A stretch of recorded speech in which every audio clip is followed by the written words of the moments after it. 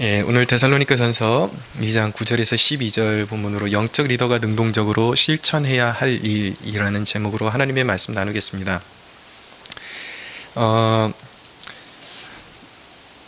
요즘 우리는 바울이 어떤 자세를 가지고 데살로니가 교회를 세웠는지, 바울이 사역을 어떤 자세로 감당했는지에 대해서 계속해서 나누고 있습니다.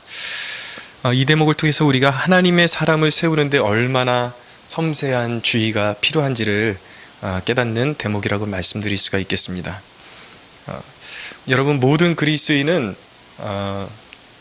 세상을 대하여 영적인 리더라고 말씀드릴 수가 있겠습니다. 왜냐하면 그들에게 하나님 살아계심을 보여주어야 하고 또 믿음의 산 증거가 되어야 하는 그러한 입장에 서 있기 때문입니다. 그렇기 때문에 우리 모두는 어느 정도 세상을 대해서 우리 모두가 영적인 리더라고 말씀드릴 수가 있고, 특별히 교회에서 어떤 직분을 맡아서 사명을 감당하는 사람이라면 더욱더 영적인 리더의 소양을 갖추기 위해서 노력을 해야 되는 것입니다. 그러므로 그리스도인의 삶은 경건의 본이라고 말씀드릴 수가 있습니다. 그리고 그리스도인의 삶은 하나님의 영광이 비추이는 통로라고 말씀드릴 수가 있습니다. 자, 그렇기 때문에 지난주 우리가 무엇을 배웠는지 잠깐 짚어드리면, 그러면 우리가 세상을 대해서 또 때로는 공동체에서 영적인 리더로서 경계해야 될 일이 무엇인가를 배웠습니다. 첫째는 무엇이냐면 물질의 이익을 위해서 자신의 은사를 사용하는 것을 삼가해야 된다라고, 경계해야 된다라고 말씀드렸고요. 두 번째는 무엇이냐면 일상에 있어서 책임감 없는 삶의 모습을 보여주는 것, 이런 것들을 경계해야 된다고 말씀드렸습니다. 자, 그렇다면 지난주에는 경계해야 되는 것이 무엇이냐, 근절해야 되는 것이 무엇이냐에 초점을 두고 말씀드렸다면, 오늘 이 시간에는 영적인 리더가 그렇다면 능동적으로 실천해야 될 일은 무엇이냐 라는 것에 포커스를 맞춰서 하나님의 말씀을 나누겠습니다. 자, 첫째, 영적인 리더가 능동적으로 실천해야 하는 일은 하나님을 향한 경건의 모습이 생활화 되어야 한다라는 것입니다. 10절을 볼까요? 10절 한번 읽어보겠습니다. 시작. 우리가 너희 믿는 자들을 향하여 어떻게 거룩하고 옳고 흠없이 행하였는지에 대하여 너희가 증인이요 하나님도 그러하시도다. 아멘. 리더의 삶에 있어서 그 사람의 삶에 누가 봐도 그 사람의 삶의 동기가 하나님이 되셔야 하는 것입니다. 하나님 때문에 이렇게 살고 하나님 때문에 이렇게 선택하고, 모든 선택과 행동의 동기가 하나님께 있어야 하는 것입니다. 그리고 그 삶의 열매가 바로 그가 믿는 바와 모순됨이 없어야 하는 것입니다. 그러니까 하나님을 향한 신실함을 보이듯이 그 신실함이 이웃과 공동체를 향해서 그대로 모순이 없이 드러나야 된다는 것이죠. 그것이 우리의 과제인 것입니다. 복음주의의 거장 존 스토트 목사님이 이 오늘 본문 10절의 용어들을 이렇게 설명한 것을 보면 어떻게 해설을 하고 있냐면, 자 보세요. 우리가 너희 믿는 자들을 향하여 어떻게 거룩하고 옳고 흠없이 행하였는지에 대하여 너희가 증인이요 라고 말씀하고 있어요. 자, 여기서 거룩하고 라고 말씀하고 있죠. 거룩하고, 그것은 어떤 의미를 가지고 있는가? 바로 하나님을 대하여 경건하고 독실하고 또 하나님을 기쁘시게 해드리는 태도라고 말씀드릴 수가 있겠습니다. 그리고 옳고라고 말씀하고 있어요. 이 옳고라는 대목은 바로 이웃을 향한 책임감 있는 행동을 의미하는 것입니다. 그리고 흠없이 라고 표현된 것을 흡없이 행하였다라고 할 때, 이 흠없다라는 말은 공동체에서 어떤 일을 행할 때에 공적인 평판에 있어서 불의가 없었다라는 것을 이제 말씀해 주고 있는 것입니다. 그러니까 다시 말씀드리면 바울의 사역의 원칙은 무엇이냐면, 하나님을 향한 경건의 모습이 사람과 공동체를 향한 신실함으로 나타나게 했다라는 것입니다. 그러니까 우리가 하나님을 향해서 신실한 그 경건의 모습을 보이듯이 그 경건의 모습을 그대로 사람들에게 적용했다라는 것이죠. 그러니까 하나님을 향한 신실함이 다르고 또 사람들을 대하는 태도가 다르고 그러지 않았다라는 거예요.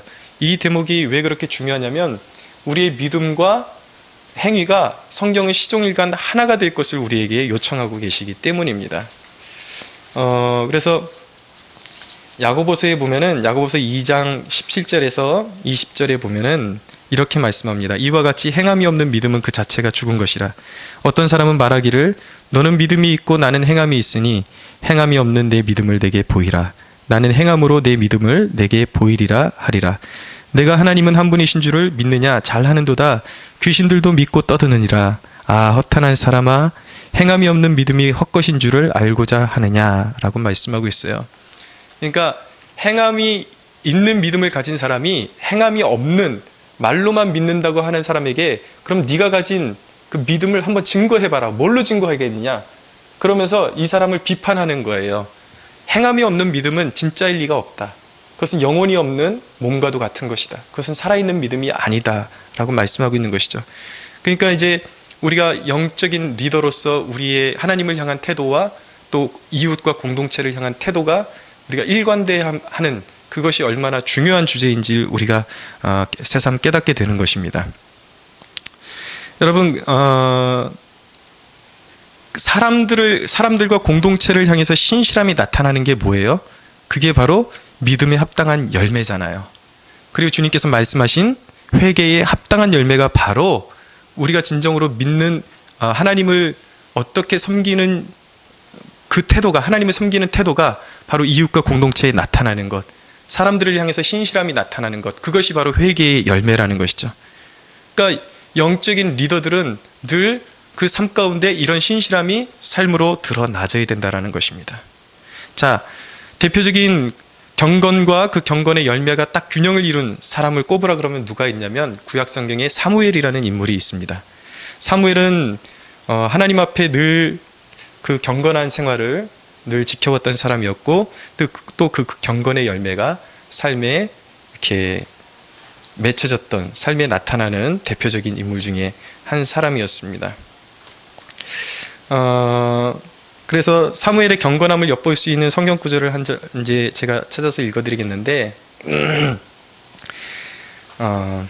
사무엘상 12장에 보면은,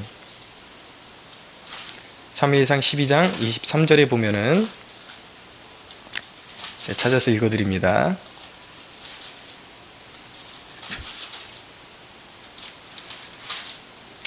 사무엘의 경건에 대한 태도, 경건에 대한 그 확고한 그 의지가 어땠는가? 사무엘상 12장 23절은 말씀합니다. 나는 너희를 위하여 기도하기를 쉬는 죄를 여호와 앞에서 결단코 범하지 아니하고 선하고 의로운 길을 너희에게 가르칠 것인즉 이라고 말씀하고 있어요.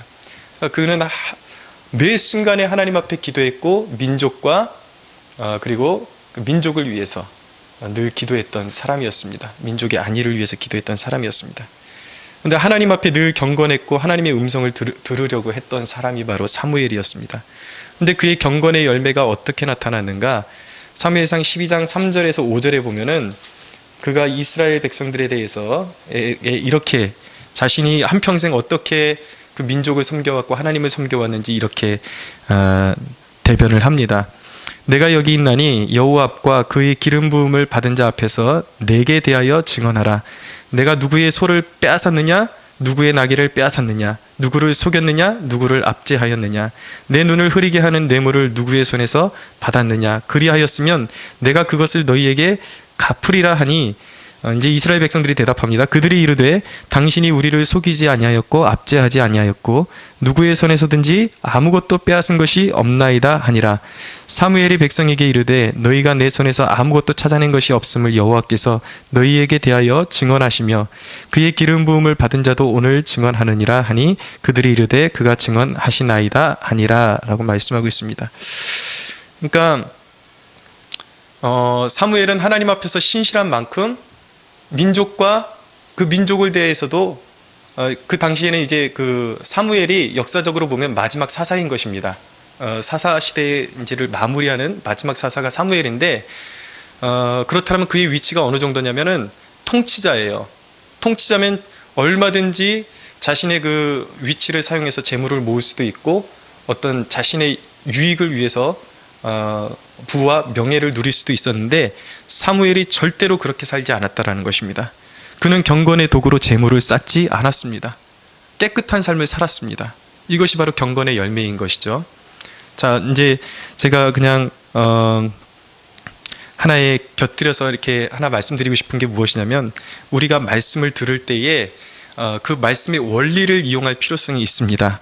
왜냐하면 생각보다 아주 이 말씀을 들을 때 문자적으로 이해하시는 분들이 생각보다 많다라는 것을 깨닫게 되는데, 설교자가 단에서 경건한 사람은 경건을 도구로 해서 재물을 쌓지 않는다라고 이렇게 말씀드릴 때에, 그래서 지나치게 문자적으로 말씀드려가지고 절대 사역자는 물질을 모으거나 저축을 하면 안 되는구나라고 그렇게 받아들이시는 분이 있어요. 이 이야기를 왜 말씀드리냐면, 인천에서 지금 굉장히 신실하게 사역을 하시는 박보영 목사님이라는 분이 계십니다.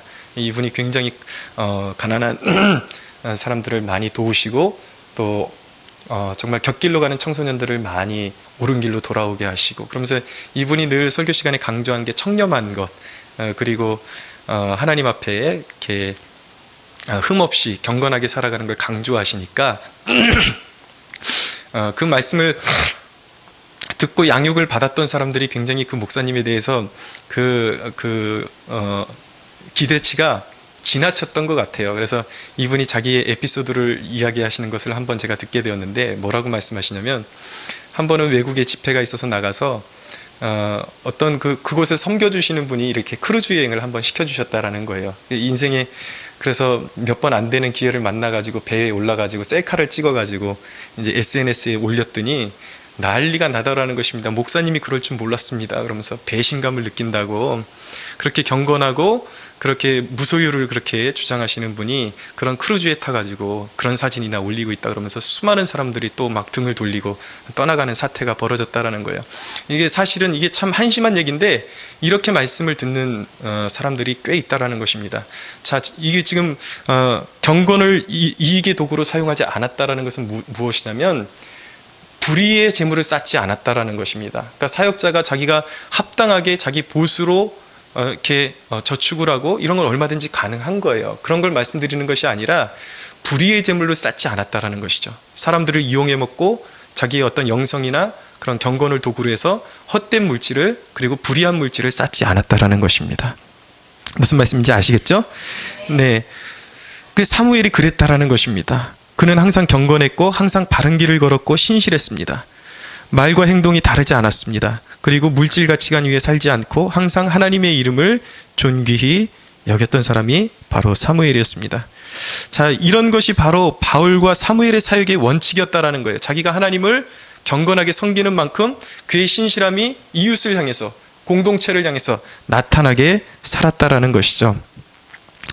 자, 여러분, 제가 그런 생각을 가져봅니다. 우리가 직장과 가정과 교회 가운데서 우리가 서 있는 땅이 하나님이 나를 보내신 사역지라는 마인드를 가지게 되면, 내가 그리고 그곳에 부름받은 사역자라는 마인드를 가지게 되면 지금보다 얼마나 우리의 삶의 태도가 달라질까라는 생각을 갖게 됩니다. 왜냐하면 내가 사역자라는 것은, 그리고 내가 선 땅이 사역지라는 것은, 그것은 내가 선택한 것이 아니라 하나님이 나를 그곳에 보내셨다라는 얘기거든요. 그리고 하나님이 나를 보고 계시고 하나님께서 내게 맡겨주신 곳을 왔기 때문에 내가 이곳에 사역지와 내가 사역자로 부름받았다라는 마인드를 가지게 되면 매사에 하나님께 하듯 가족과 그리고 이웃과 교회 공동체를 대할 수밖에 없을 것입니다. 그러니까 하나님이 원하시는 것이 바로 이런 삶의 태도라는 것이죠.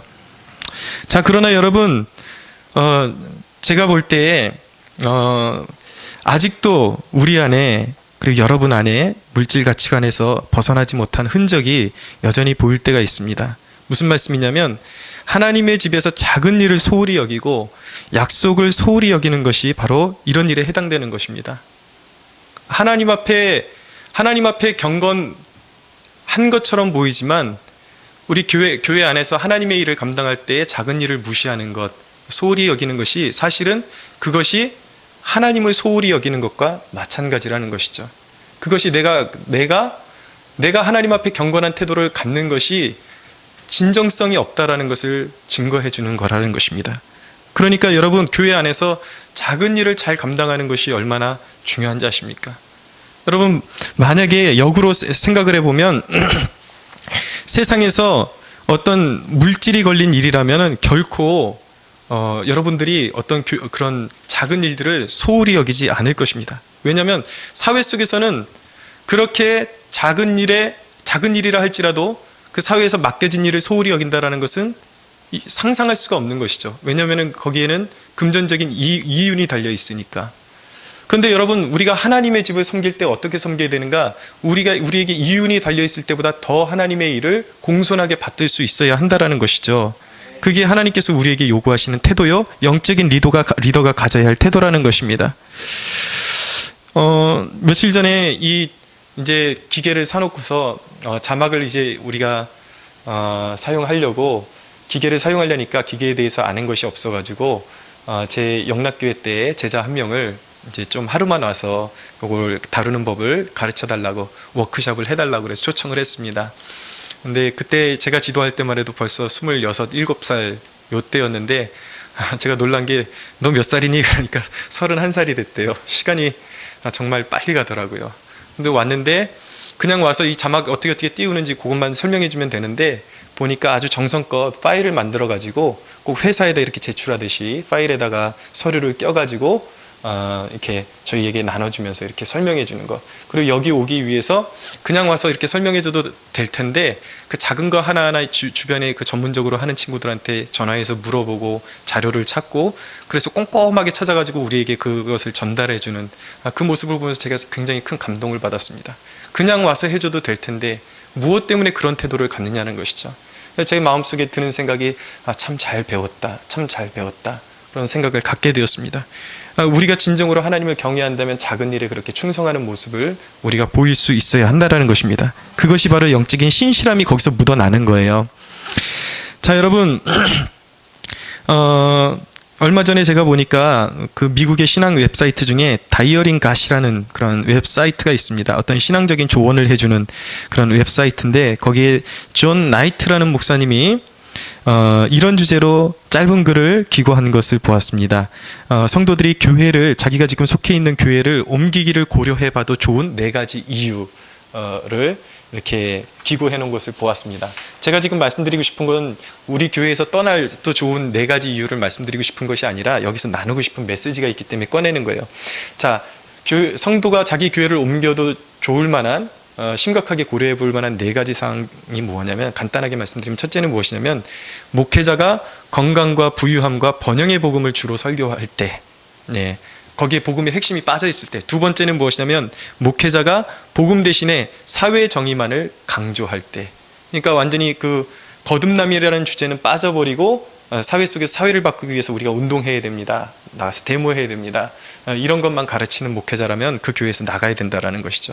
세 번째가 무엇이냐면 교회가 진지한 하나님의 말씀 선포 대신 유희의 문화를 선호할 때입니다. 이게 무엇이냐면 이제 그 특별히 미국 교회 같은 경우 이제 현대인들의 입맛을 맞추기 위해서 정말 희생과 섬김의 메시지는 거기에 찾아볼 수가 없고 온갖 돈을 이제 들여서 물질가치적인, 그러니까 돈을 발라서 이제 꾸미는 것입니다. 공간을 꾸며서 최고의 시설들을 갖추고 최고의 조명을 갖춰서 젊은 사람들을 끌어들이려고 하는. 그래서 현란한 음악과 현란한 영상은 있지만 거기에 십자가의 복음은 빠져 있는 교회라면 옮길 생각을 한번 해봐야 된다는 것이죠. 제가 이제 주목하고 싶은 내용이 이것입니다. 네 번째는 무엇이냐면 교회가 갈보리길을 걷기보다 높은 곳에 거하기를 원할 때. 이게 굉장히 중요한 내용입니다. 제가 여기 포커스를 맞추고 싶은 거예요. 참 의미가 있다. 이게 무슨 말씀이냐면 교회가 가난한 사람부터 해서 부유한 사람까지 차별이 없이 차등이 없이 누구나가 섞일 수 있는 교회 분위기가 아니라 부유한 자들끼리 고상한 세계 안에서 머무르는 성향이 있는 교회라면 그런 교회는 옮길 재고를 한번 해봐야 된다라는 것입니다. 근데 이 대목을 제가 읽으면서 좀 여러 가지 생각이 들었어요. 자, 이 목회자는, 신실한 목회자는 교회가 갈보리길을 걷기보다 높은 곳에 가기를 원할 때 교회를 옮기기까지 하면서 자기 영혼을 살려야 된다라고 그렇게 조언을 하고 있는데, 실상 우리의 모습은 높은 곳에 오르지 못해서 억울해하고 높은 곳에 오르지 못해서 우리는 안달난 그런 사람들 같이 우리가 살고 있지는 않은가. 내가 부유하지 못했기 때문에, 부유한 축에 끼지 못했기 때문에 내가 하나님의 축복을 받지 못한 사람이요 비참한 사람이라고 생각하는 스스로의 자괴감에 빠져있는 그런 우리의 모습은 아닐까 그런 생각이 듭니다. 여러분, 세상이 우리의 어떤 모습에 매료될 것이라고 생각을 하십니까? 생각을 해보세요. 우리가 하나님을 잘 믿어서 부유해지고 좋은 차를 막 몰고 다니고 정말 딱 하나님을 믿자마자 눈에 보일 정도로 우리가 세상적인 성공을 거둔다면 세상이 우리에게 감동을 할까요? 근데 여러분, 감동할 사람도 있을 거예요. 그러나 쭉정이 같은 사람들이 그런데 감동을 하는 것입니다. 그러나 진짜 영혼의 목마름이 있는 사람들은 무엇을 갈망하냐면 이 세상에 소망 없는 세상에서 진짜 소망을 발견하기를 원하고 있습니다. 진짜 그 자신들의 그런 영적인 어두움에 소망에 비춰줄 그 소망의 빛이 어디 있는지를 찾고 있다고요. 자, 보세요. 우리가 말로는 하나님은 우리의 소망이십니다. 어려울 때 도우실 수 있는 분은 하나님이시고 우리의 기도에 응답하십니다. 하나님은 우리에게 어려운 상황 가운데 용기를 주시는 분이십니다. 그렇게 말은 그렇게 하면서 말끝마다 우리가 사람들하고 어울리고 그리고 행동할 때에 습관적으로 무엇이 안 될 때에 이건 내가 가난해서 그렇다. 이건 내가 돈이 없어서 그렇다. 아니면 내가 지금 환경이 받쳐주면 이 정도까지는 아닐 텐데 환경이 안 받쳐주니까 내가 이렇게 살 수밖에 없다 라고 말끝마다 그렇게 어떤 세상 사람들이 한탄하는 것과 똑같은 그런 한탄을 하고 있다면 결코 세상은 우리에게 감동할 수 없다라는 것이죠. 만약에 우리가 그런 말이 우리에게 배어 있다라면은 우리가 하나님을 신실하게 우리가 하나님을 경배하는 것과 정반대의 삶을 우리가 살아가고 있다라는 것, 우리가 한번 우리 스스로에게 자문해보고 우리 스스로를 한번 돌아봐야 하는 것입니다. 여러분, 우리가 세상을 대해서 어떤 태도를 가져야 되는가? 내가 가난해서 안 되는 게 아니다. 내가 가난해서가 아니라 환경이 받쳐줘서가 아니라 우리는 뭐라고 고백해야 되는가? 어떤 고통과 연단 속에서도 우리 하나님이 소망이십니다 라고 우리는 말할 수 있는 존재가 되어야 하는 것입니다.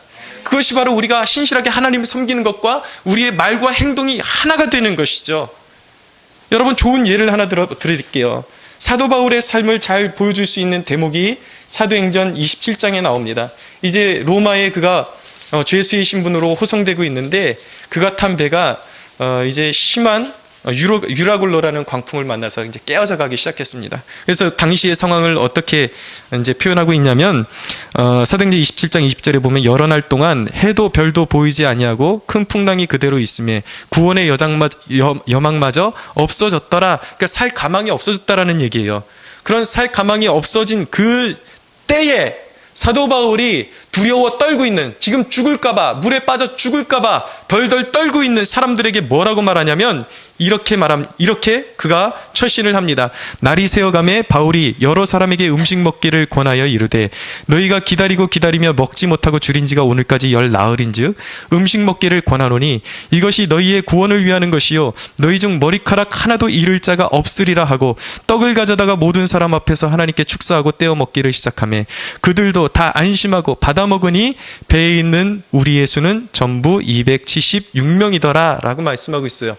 다 죽어갈 때에 일이 잘 풀리고 있는 것이 아니라 모든 사람이 한 입술을 모아서 이제 다 죽게 되었다라고 그렇게 말할 때에 오직 한 사람, 하나님 앞에 선 사람, 하나님 앞에 살아왔던 그 한 사람, 사도 바울만이 사람들을 위로하고 격려할 수가 있었던 것입니다. 그는 하나님이 자신을 구원하시리라는 담대함과 믿음이 있었기 때문입니다. 여러분, 세상이 필요로 하는 사람은 누구입니까? 어떤 사람입니까? 자기 자신이 믿는 하나님에 대해서 확고한 의지와 믿음을 가지고 흔들리지 마십시오. 죽을 상황 아닙니다. 없어도 괜찮습니다. 가난해도 괜찮습니다. 우리 하나님은 우리의 영혼을 부욕해 하시는 분이시요 우리가 당장은 세상보다 못한 것 같지만 우리를 종국적으로 승리케 만드시고 우리를 영적으로 부욕해 하시고 영원한 부활과 생명을 주시는 분이 우리 하나님이십니다라고 고백하고 그렇게 세상을 대하여 선포할 수 있는 것이 바로 저와 여러분들이 되어야 하는 것입니다. 할렐루야. 아멘. 그런 사람을 세상이 찾는다고요. 그런 소망을 찾는다고요. 여러분, 어느 여 전도사님이 남편을 이제 잃고 26년 동안 신실하게 남편의 사역을 이어받아왔던 한 여 전도사님의 그런 짧은 간증을 제가 보게 되었는데 그 짧은 간증이 제게 굉장한 여운이 남았습니다. 그 남편은 암에 걸려서 이제 죽게 되었습니다. 죽게 되었는데 그 남편이 그 시한부 인생을 살면서 어떻게 살았는가?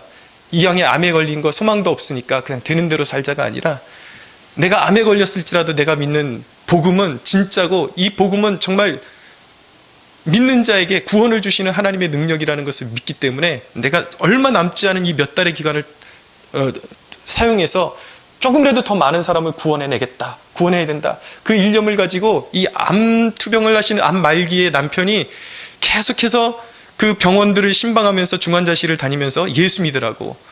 여러분, 그분이 그랬다라는 거예요. 남편분이. 나는 이제 시한부 인생을 사는 암 환자입니다. 그러나 여러분 예수 믿으십시오. 예수 안에 영생이 있습니다 라고 그렇게 복음을 전하고 다니니까 사람들이 듣지도 않고 그랬지만 어느 순간 한 분이 그러더라는 거예요. 당신 같은 사람이 전하는 복음이라면 그것은 진짜일 것이 분명합니다. 그렇기 때문에 나도 오늘부터 예수 믿겠습니다. 여러분, 어떤 사람이 전하는 복음이 힘이 있는 것입니까? 세상의 모든 것을 갖추고 모든 것을 누리는 사람이 전하는 복음이 힘이 있는 것입니까? 아닙니다, 여러분.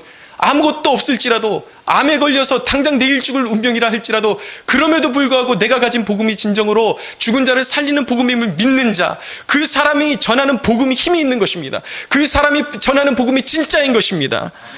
여러분, 우리가 믿는 바와 우리가 고백하는 바와 우리가 사는 행동과 이 모든 것이 일치가 되도록 힘써야 하는 것입니다. 이러한 축복이 저와 여러분들에게 있기를 축원합니다. 자, 여러분, 영적인 리더가 두 번째로 힘써야 되는 것은 무엇입니까? 영혼에 대한 깊은 애착을 가지고 부성애적 돌봄을 실천해야 한다는 것입니다. 11절을 볼까요? 11절 같이 한번 읽어보겠습니다. 시작. 너희도 아는 바와 같이 우리가 너희 각 사람에게 아버지가 자기 자녀에게 하듯 권면하고 위로하고 경계하노니. 바울은 이전에 7절에서 모성애적 사랑을 강조했습니다. 그러나 이번에는 아버지의 사랑으로 데살로니가 교회 성도들을 돌보았다라고 그렇게 말씀하고 있어요. 여러분, 모성애적 사랑의 특징은 무엇이냐면 어루만져 주는 것입니다. 그러나 부성애적 사랑의 특징은 사람들로 하여금 행동하게끔 하는 것입니다. 오늘 이 11절 말씀 보세요. 너희도 아는 바와 같이 너희 각 사람에게 아버지가 자기 자녀에게 하듯 권면하고 위로하고 경계했다라고 말씀하고 있어요. 여기서 경계했다라는 뜻이 바로 그런 것입니다. 무엇이냐면 성도들이 나태해지고 유혹에 빠질 때에 다그치고 재촉해서 다소 엄격하게 그들을 이끌었다라는 거예요. 여러분, 영적인 리더십은 어머니 같은 리더십도 있어야 되지만 아버지 같은 부성적인 리더십도 있어야 하는 것입니다. 우리 주위에 있는 사람들을 영적으로 이끌어주기 위해서는 아버지의 모습도 우리가 갖춰야 된다라는 거예요. 자, 여러분, 그것이 바로 하나님 아버지의 사랑인데, 박영선 목사님의 책 중에 생각하는 신앙이라는 책이 있습니다. 거기서 아버지 하나님의 사랑에 대해서 이렇게 표현해 놓은 글을 읽게 됩니다. 한번 들어보세요. 자, 이 글의 배경이 무엇이냐면 많은 사람들이 자신의 삶의 고난의 한가운데로 통과할 때에 이게 과연 이게 축복이라고 말할 수 있는가 그렇게 질문을 하죠. 고통스러우니까. 그런 환경에 있는 사람의 그런 모습이라고 생각하고 이 글을 이렇게 대하시면 이해가 갈 것입니다. 우리는 묻습니다. 그런데 저는 왜 이 모양입니까? 하나님은 이 모든 것이 복된 길로 가는 과정이라고 우리에게 말씀하십니다. 우리는 다시 묻습니다. 하지만 너무 고통스럽습니다. 하지만 하나님은 또 말씀하시는 거예요. 통과해보라고 말씀하십니다. 지금은 불로 연단받는 것 같고 죽음의 골짜기를 지나는 것 같지만 지나고 나면 많은 샘이 나는 곳이 될 것이며 정금같이 나오리라고 말씀하십니다. 그러니까 처음에 하나님은 고난 가운데서 불평하고 두려워하는 성도들에게 뭐라고 말씀하시냐면 한번 지나가봐. 나를 믿고 지나가봐. 어머니처럼 말씀하신다라는 거예요. 그건 축복의 길이야. 근데 사람들이 여간에선 듣지 않습니다. 그래서 도전하는 것을 그만두려고 그래요. 그리고 믿음의 여정을 멈추려고 합니다. 그래서 하나님께서 이제 어떻게 행동하시는가? 여기까지 말했는데도 싫어요, 안 가요라고 말하면 다른 방법이 없습니다. 끌고라도 가야 합니다. 하나님은 절대 자기 백성을 그의 미련한 항거로 인하여 내버려 두지 않는다. 끌고라도 간다. 결국 복받을 자리로 가는 것이며 우리를 사랑하시기 때문에 놓아두실 수가 없어서 그러는 것이다. 이것이 바로 하나님의 마음입니다 라고 우리 이 박영선 목사님이 글을 써놓았습니다. 아버지의 사랑이 무엇입니까? 이 부성애가 무엇입니까? 부성애는 무엇이냐면 그 사람이 멸망하지 않게끔 구원의 길로 끝까지 인도하기 위해서 처음에는 부드럽게 모성애를 가지고 이야기하다가 사람들이 듣지 않아요. 그렇게 진리를 말해주고 위험하지 않아, 괜찮아, 그래서 축복의 길이야, 한번 가보자고 그렇게 말했는데도 불구하고 듣지 않으면 그 사람이 그대로 거기에 머무르고 있으면 멸망할 것이 뻔하기 때문에 아버지는 끌고라도 간다라는 거예요. 그것이 부성애적 사랑인 것입니다. 그것이 하나님의 마음이라고요. 자, 방황하는 영혼들을 끌어주는 영적인 리더가 갖춰야 될 사랑 중에 한 가지 덕목이 무엇인가? 이 부성애적 사랑을 함께 갖추어야 한다라는 것입니다. 여러분 보세요. 우리는 흔히 사랑할 때 늘 얼르고 애기처럼 얼러주고 그냥 웃어주고 이런 것만 사랑이라고 생각한다고요. 그건 지극히 낮은 차원의 사랑밖에 모르는 거예요. 여러분, 히말라야 같은 그런 곳에서 이제 잠들어가는 그런 동료가 있다면 어떻게 하는 것이 사랑입니까? 자면 죽는 거예요. 뺨따기를 때려야죠. 우리 주위에 있는 영혼들 가운데 정신 차리지 못하고 그리고 그 자리에 있으면 죽는 것이 자명함에도 불구하고 그 자리에 머무르려고 하는 영혼들은 우리가 부성애적인 사랑을 가지고 그들을 이끌 각오를 해야 한다라는 것입니다. 가만 보면 성도들은 참 어린아이 같은 면이 참 많습니다. 복받으라고 그렇게 성경을 읽으라고 하는데 여러 가지 핑계를 대면서 안 읽을 핑계를 찾습니다. 이제 맥체인 성경 읽기표가 나가니까 이건 뭐 보기가 어렵다. 성경 읽으면 이건 읽어보니까 뜻이 이해가 안 간다. 그러면서 어떻게 해서든 물론 진짜일 수도 있어요. 이해가 갑니다. 이해가 가지만은 분명한 것은 무엇이냐면 그것이 안 읽을 핑계거리로 삼는다라는 것이 그것이 문제가 되는 것이죠. 그런데 여러분, 그럴 때 리더가 보여야 할 그러한 반응은 무엇입니까? 처음에는 그렇게 이야기하는 것이죠. 성경을 읽으면 참 좋습니다. 그렇게 시작하지만 그래도 사람들이 성경을 읽지 않아요? 그럼 어디까지 가야 되는가? 반드시 읽어야 합니다. 읽지 않으면 우리의 영혼이 거지가 됩니다. 가난해집니다. 우리는 하나님의 축복을 받을 수가 없습니다. 우린 성경 읽어야 됩니다. 여기까지 나가는 것이 바로 부성애적 사랑이라는 것이죠. 저와 여러분에게 필요한 것이 바로 이 부성애적 사랑인 것입니다. 서로 때로는 우리가 어머니처럼 안아줘야 되고 때로는 제자리에 안주하려는 사람들은 야 가야 해! 다그치기도 해야 되는 거예요. 그것이 무엇입니까? 그 근원은 사랑이에요. 하나님께서 우리 한 사람 한 사람은 우리 공동체를 세우시고 또 믿지 않는 사람들을 주님께로 이끌어 가시기 위해서 우리에게 갖추라는 사랑이 바로 이런 사랑인 것입니다. 모성애적 사랑도 갖춰야 되지만 우리가 부성애적 사랑도 함께 갖추어야 하는 것입니다. 여러분, 이런 사랑은 나를 버리지 않고는 이런 희생을 할 수가 없어요. 사람들의 인기를 얻기를 원하는 사람, 사람들에게 늘 좋은 말을 듣기를 원하는 사람은 사람들을 이렇게 다그칠 수가 없어요. 그러나 나를 버릴 수 있는 사람만이 진정으로 사람들의 영적인 본보기가 될 수 있고 또 자기 희생을 통해서 사람들을 세워줄 수 있는 진정한 영적인 리더로 세움을 받을 수 있게 되는 것입니다. 12절을 보세요. 마지막입니다. 한번 읽어주세요. 시작. 이는 너희를 부르사 자기 나라와 영광에 이르게 하시는 하나님께 합당히 행하게 하려 함이라. 아멘. 왜 이런 본보기와 자기 희생이 필요한 것입니까? 결론은 여기에요. 우리가 사람들을 세우고 사람들을 주님께로 이끌어오는 이유는 무엇입니까? 전도해놓고 자기 멋대로 사는 그것이 양육의 목적이 아니에요. 우리의 철저한 사람들을 세우는 목적은 우리를 만나는 모든 사람들로 하여금 그들의 삶의 패턴과 목적과 방향이 하나님의 영광에, 하나님의 그 이름에 합당한 사람으로 살아가게끔 만들어주는 것, 그것이 바로 우리가 사람들을 사랑하는 목적이요 사람들을 양육하는 목적이 되어야 할 줄로 믿으시기 바랍니다. 그것을 위해서 우리 자신을 비워야 되는 거예요. 사람들에게 욕먹을지라도 때론 미움을 받을지라도 오해받을지라도 내 자신을 비우고 진정한 사랑을 보여야 되는 것이죠. 본보기를 보여야 되는 것이죠. 사랑하는 여러분들을 축복하기를 원하는데 여러분들이 하나님을 경외하는 그 모습이 이웃과 공동체에 그대로 그 신실함이 드러나게 되기를 축원합니다. 또한 여러분, 누구를 세우든지 정말 놓지 않는 끊임없는 하나님께서 우리와 같은 죄인을 끝까지 사랑하시고 품어주신 그 모성애적 사랑과 부성애적 사랑을 우리에게 동시에 갖추는 그런 복된 성도들이 되기를 원합니다. 할렐루야. 우리 하나님께 영광의 박수 올려드리겠습니다.